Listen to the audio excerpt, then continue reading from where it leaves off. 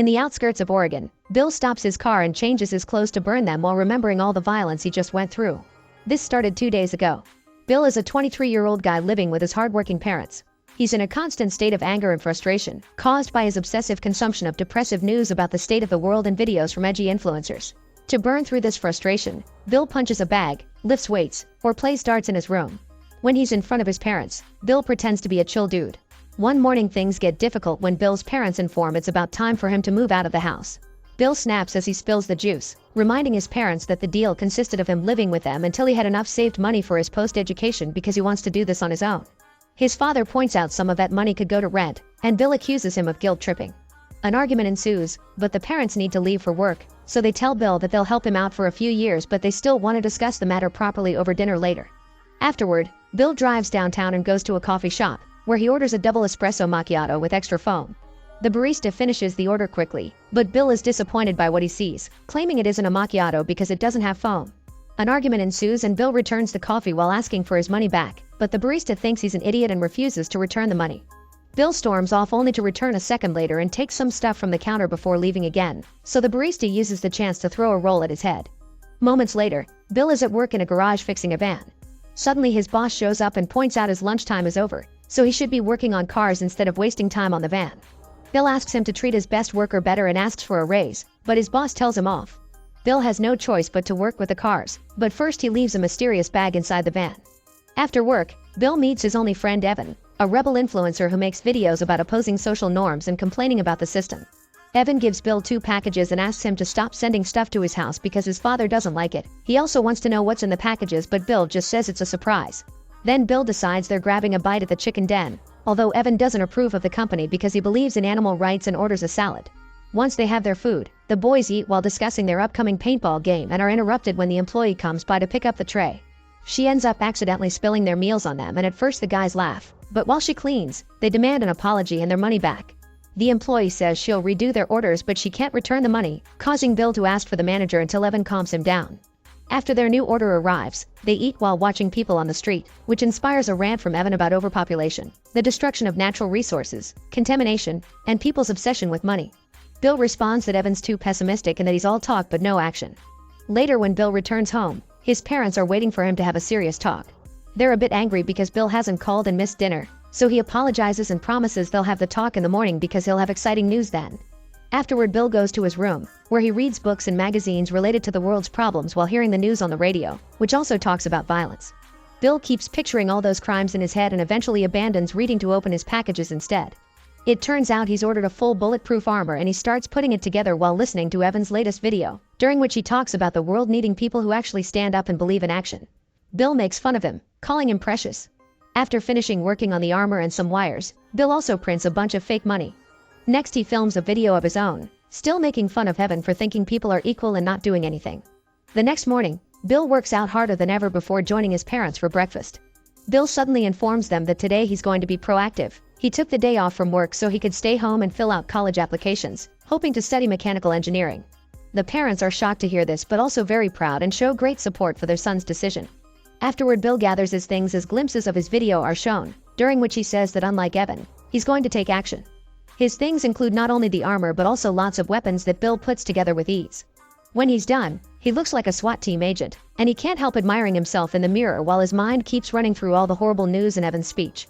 It's also revealed that his video shows Bill saying balance is created by survival of the fittest, so he'll kill every person that is using recourses but their existence isn't beneficial for society, like cancer patients.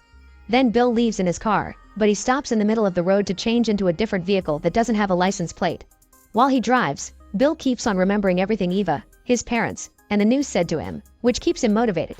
Eventually he makes it to the middle of the town, where he can see the van he had been working on parked nearby. Using a wireless device, he starts and drives the van, almost hitting people and other cars in the process. He guides the van toward the police station and makes it crash into the building, destroying the reception and hurting a few officers. The cops that are still standing check the back of the van and are shocked to find a bomb that Bill immediately detonates, causing the whole station to explode. This will keep the cops busy for a while and Bill can continue with his plan.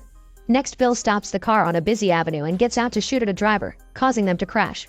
Then he starts shooting at random people on the street, which causes major chaos as everyone screams and runs away. Car and shop alarms begin ringing all over the place as Bill continues to kill people, and eventually 2 cops arrive to stop him. However, their bullets can't do anything to the armor and Bill kills them too. Afterward, he returns to the main avenue to keep on shooting people without mercy, only stopping if he needs to reload. He even asks a woman if she's scared before killing her too. The massacre continues for several minutes, and by then Bill has started to enter stores too. After killing everyone at a diner, he goes to the cafe with the barista that told him off and asks for the same order. The barista doesn't recognize him and prepares the order, but Bill gets furious because it's lacking foam again. He gives the barista the chance to run as he starts counting, and when he reaches 5, he kills the barista outside. Next, Bill enters a beauty salon and shoots in the air as a warning before cornering all the employees and clients against the wall. Then he takes off his helmet and gets some water, explaining the armor is very hot. He also takes a seat to rest and begins making fun of the victims for sounding so scared.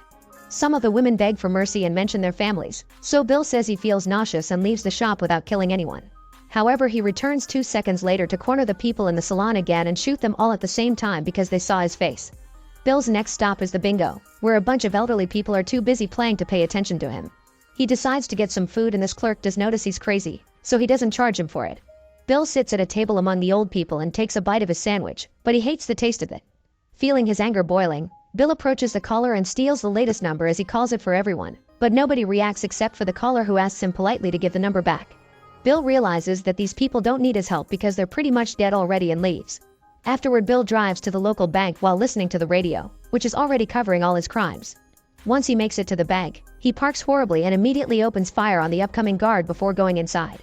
While he makes everyone back away from the alarms, suddenly an employee jumps on him from behind and makes him fall, but Bill quickly overpowers him and kills him with a knife. People start to panic, so Bill shoots a bunch of them before asking the manager to open the safe. While the manager searches for the key, Bill makes an employee empty the register in a bag. Next, the manager pretends he doesn't know the safe's password, so Bill starts talking to him by alternating between understanding and insults until the guy finally gets it open. Once all the money is in the bag, Bill rushes back to his car, puts the bag with the real money in the trunk, and takes out the bag with the fake bills he printed.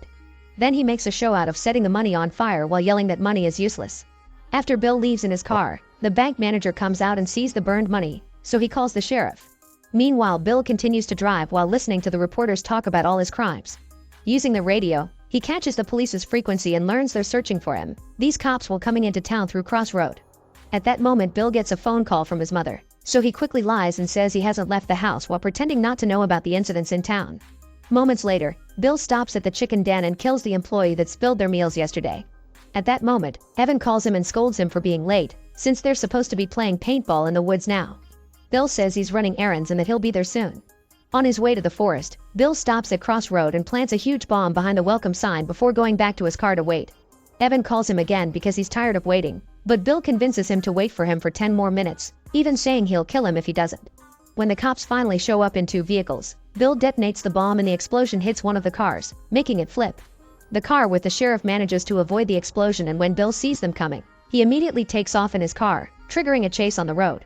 They also exchange a few shots but miss them all, so the sheriff makes the driver bump Bill's car, but he bumps them back and it's enough for him to speed up, leaving them behind.